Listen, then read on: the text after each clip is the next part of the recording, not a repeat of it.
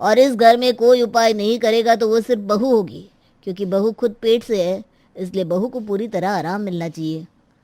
हमारी बहू आराम करेगी? अरे बाबा जी, आपको पता नहीं, पेट में बच्चा होता है ना तो उसे काम करते रहना चाहिए ताकि बच्चा सही से हो। बहू से काम करवाना चाहिए, लेकिन इतना भी नहीं कि बच्चा बच्चा ही ना रहे हैं।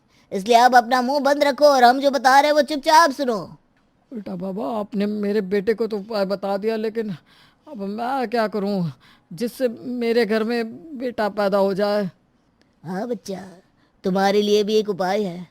तुम उसे करोगे तो तुम्हारे घर में लड़का अवश्य पैदा होगा। तुम्हें अगले 2 महीने तक। क्या? अगले 2 महीने तक अविनाश के पापा को भी उल्टा चलना पड़ेगा?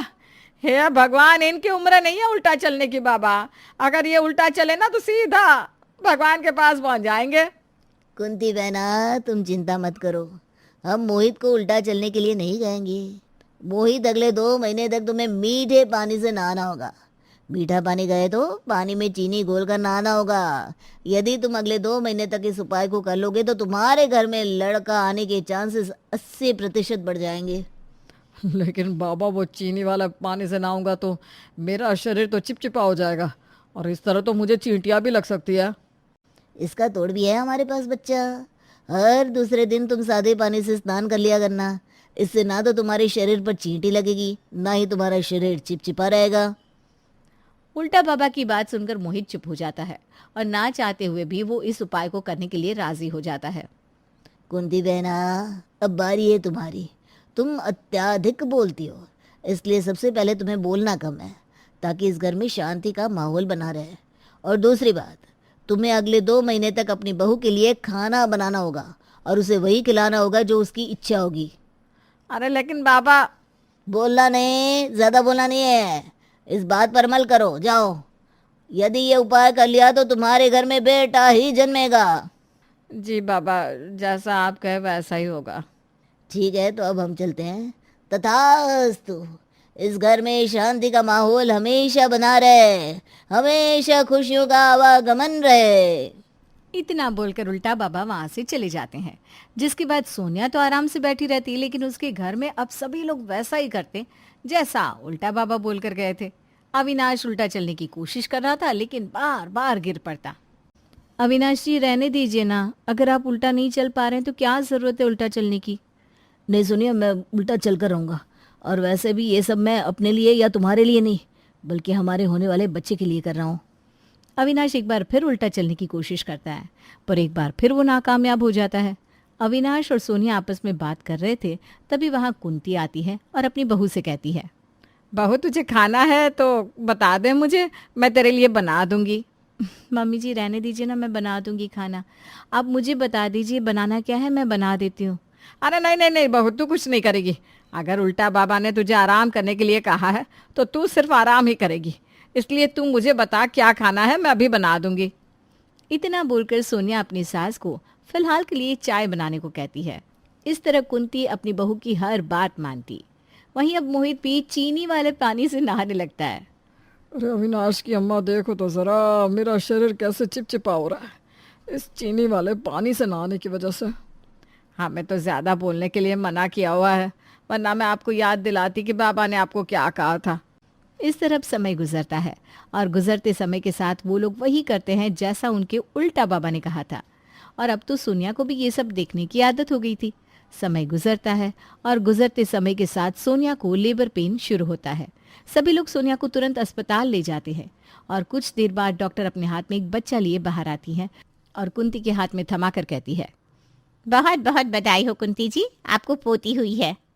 डॉक्टर की मुंह से पोती का नाम सुनते ही मानो कुंती के पैरों तले जमीन खिसक जाती है और वो बच्चे की शक्ल देखकर दुखी होते हुए कहती है, हे भगवान, हमने लड़के की मांग करी थी, लेकिन यहाँ तो एक बार फिर से लड़की हो गई।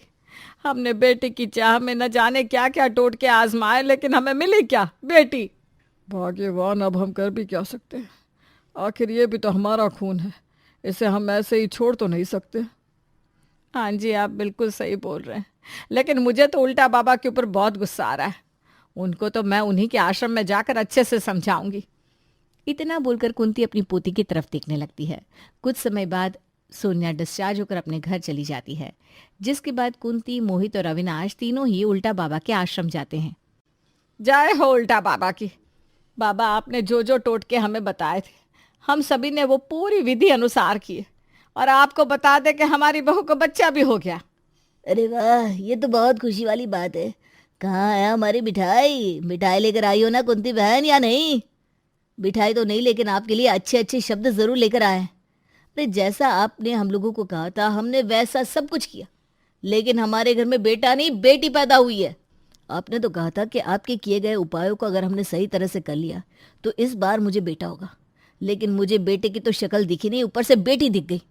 बच्चे तो भगवान की देन है बच्चा। मैंने तुम्हें यह कहा था कि तुम्हें बेटा प्राप्त होगा, लेकिन वो इस बार होगा ऐसा तो नहीं कहा था। हमारे शब्द हमेशा सटीक रहते हैं, लेकिन वो कब पूरे हो ये हम भी नहीं जानते, इसीलिए तुम हम पर इल्ज़ाम नहीं लगा सकती बच्चा। खैर कोई बात नहीं, यदि तुम हमारे लिए मिठाई लेकर नहीं आए तो हम ही तुम्हें बेटी होने की खुशी में मिठाई खिला देते हैं। तुम यहाँ बैठो, हम तुम्हारे लिए मिठाई मंगवाते हैं। नहीं बाबा, हमें आपके यहाँ की मिठाई नहीं खानी। आप अपनी मिठाई अपने पास ही रखिए, हम घर जाकर आपके लिए मिठाई भिजवा देंगे। लेकिन हाँ, अब हमें आपके ऊपर विश्वास नहीं रहा। देखो बच्चा, हम फिर से कह रहे हैं, हमारे शब्द बिल्कुल सटीक रहते हैं। यदि तुम्हें बेटा चाहिए तो तुम एक बार और ट्राई कर सकते हो, क्या पता अगली बार तुम्हें बेटा हो जाए। बाबा की ऐसी बात सुनने के बाद कुंती अपने दोनों हाथ जोड़ लेती है और बाबा को जवाब देती है, अरे उल्टा बाबा, हमें अब बेटे की इच्छा नहीं है। हमारी बेटी ही हमारी लक्ष्मी है, नहीं चाहिए हमें बेटा। अब हमें भगवान ने जो दिया है हम उसी में खुश हैं। आप अपने उपाय और अपने टोटके अपने पास ही रखिए, हमें बख्श दीजिए। इतना बोलकर वो तीनों अपने घर चले जाते हैं और अपने घर में आई बेटी का स्वागत करते हैं। इस तरह अब उन्हें ये समझ में आ जाता है कि बेटी हो या बेटा, दोनों ही बराबर हैं। साथ ही उन्हें ये भी समझ में आ जाता है कि किसी भी बाबा पर अंधविश्वास नहीं करना चाहिए।